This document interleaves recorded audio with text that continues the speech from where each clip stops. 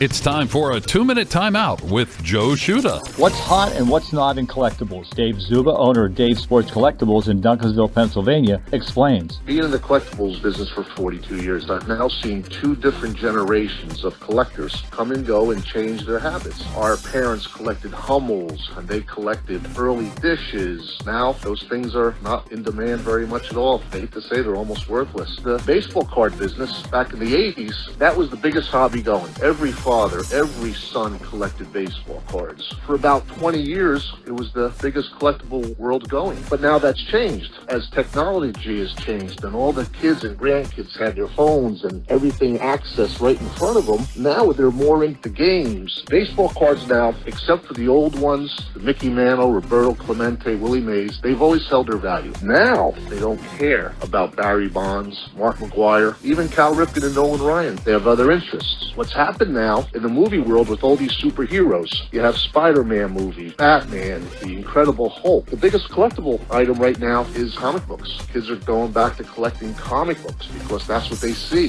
That's what they go to the movies for. The changes have been rapid, and if you don't adjust to them, you'll be out of business pretty quickly. And I'll tell you another one right now is high school kids, college kids are now buying rock and roll record albums. Back when you and I were kids, we bought our Beatles records, Rolling Stones, and Kiss, and Led Zeppelin. And for 35, 40 years, no one cared because record albums turned into 8-track tapes. Then they turned into cassettes. Then they turned into CDs. But now, kids want to hold that record album. They want to look at the cover. They're out buying new record players. The electronic stores all sell record players. And I'm selling as many record albums as I ever sold baseball cards back in the day. It's an amazing phenomenon to watch how the collectible world has changed into that now. I'm Joe Czuba with this 2-minute timeout.